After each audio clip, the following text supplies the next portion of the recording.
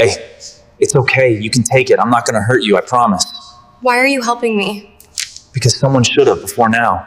Thank you. It was past midnight when she pressed herself against the cold garage door. Her shoes were soaked through. Her jacket, thin, borrowed, torn at the sleeve, did nothing against the November wind. She was 12 years old, alone, and out of options. She didn't pick this garage because it was safe. She picked it because the padlock was broken. Inside, it smelled like motor oil and old wood. A single tarp covered something large in the corner. She didn't care. She curled up near the back wall, pulled her knees to her chest, and closed her eyes. Her name was Mara, and she hadn't eaten in 2 days. What she didn't know was that someone had already seen her walk in. 3 weeks earlier, Mara's world had collapsed quietly, the way a house fire starts in the walls before anyone smells smoke. Her mother had left first. A note on the kitchen counter, a half-empty coffee mug still warm. Then the landlord, then the power. Mara had stayed as long as she could, eating crackers from the back of a cabinet, telling herself her mother would come back. She hadn't. Mara moved through the city the way a shadow does, close to walls, invisible to most, seen by no one who mattered. She'd slept in a bus station, a library until closing, a church doorway that a custodian swept her out of before dawn. The neighborhood with the quiet streets and the broken padlock was the nicest place she'd found in weeks.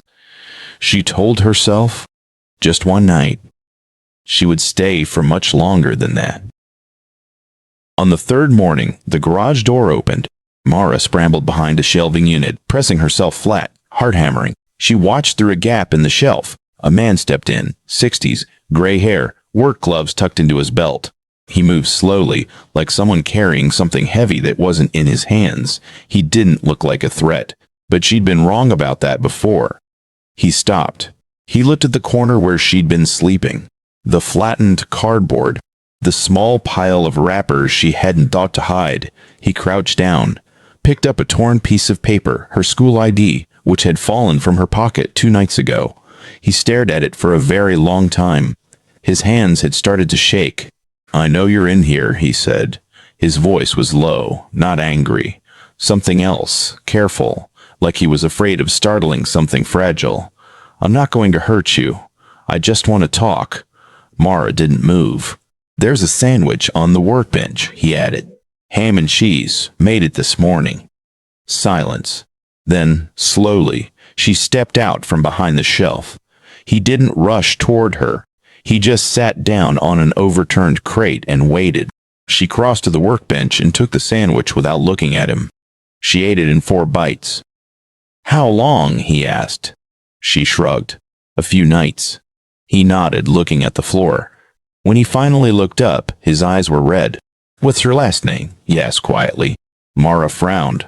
It was a strange question. "Calloway," she said. The sandwich wrapper fell from his hand. He recovered fast, too fast, like someone who'd spent years hiding reactions. "Nice name," he said. Nothing else. But Mara noticed.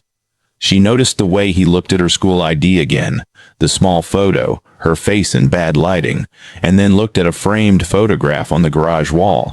She hadn't seen it before. A woman, young, laughing, standing in front of a garden. "Who's that?" Mara asked. He was quiet for a moment. "Someone I lost a long time ago." Mara studied the photo. Something about the woman's eyes, the shape of them, felt familiar in a way she couldn't explain. Like recognizing a word in a language you didn't know you'd learned. She didn't ask again. But she didn't stop thinking about it either. Some questions answer themselves if you're patient enough to wait. By the 5th day, someone else had noticed Mara. A man named Garrett, her mother's boyfriend. The reason Mara had stopped going back, had been looking for her. Not out of concern, out of control. He had a habit of finding things that tried to leave. He showed up on the street outside the house at dusk, moving slowly, scanning every yard. Mara saw him through a gap in the garage door. Her stomach dropped. She turned to tell the old man, whose name, she'd learned, was Edmund.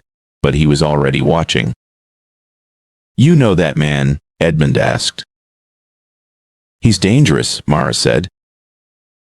That was all she would say. Edmund was quiet for 3 seconds. Then he walked to the garage door, opened it fully, stepped outside, and looked directly at Garrett.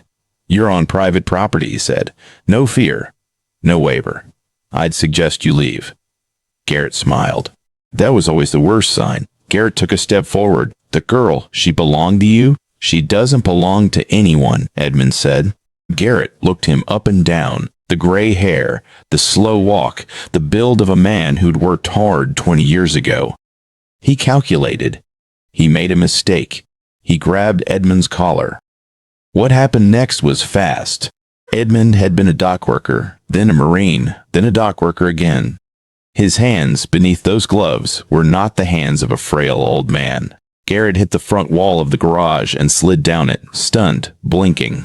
Edmund didn't hit him again. He picked up Garrett's phone, which had fallen in the struggle, looked at the screen and said calmly, I'm going to call the police now. I'd recommend staying exactly where you are. For the first time in weeks, Mara felt something she'd almost forgotten. Safe. While they waited for the police, Edmund sat beside Mara on the crate. He was holding the school ID again. Your mother, he said slowly.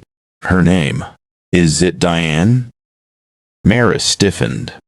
How do you know that? He reached into his jacket pocket and pulled out a worn envelope. Inside was a photograph, older, faded at the edges. A baby wrapped in a yellow blanket held by a young woman. On the back, in someone else's handwriting, Diane plus Mara. 6 weeks old. I've been carrying that for 12 years, Edmund said. His voice broke on the last word. Your mother, Diane, she's my daughter. We had a falling out before you were born. She wouldn't let me back in. I looked for years. I never stopped. Mara stared at the photograph, then at his face. Then at the woman in the photograph on the wall, her mother, young and laughing, finally making sense. She had crawled into a stranger's garage. She had found her grandfather, the police king. Garrett was taken away. There were outstanding warrants. The garage incident was the least of his problems. A social worker arrived shortly after, clipboard in hand, ready to process Mira into the system. Edmund stopped her at the door. I'm her grandfather, he said. I have documentation, birth records, family records, everything. I want to apply for temporary guardianship tonight. The social worker looked at Mara. Mara looked at Edmund. Is that what you want? The woman asked her. Mara thought about the bus station, the library, the church doorway. She thought about the sandwich on the workbench and the photograph on the wall, and the way Edmund's hands had shaken when he heard her last name. Yes, she said.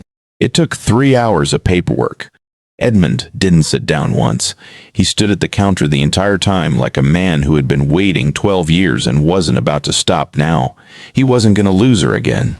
That night, Edmund made up the spare room, clean sheets, a proper pillow. He left a glass of water on the nightstand without being asked. Mara stood in the doorway for a long time. You can come in, he said. It's your room now.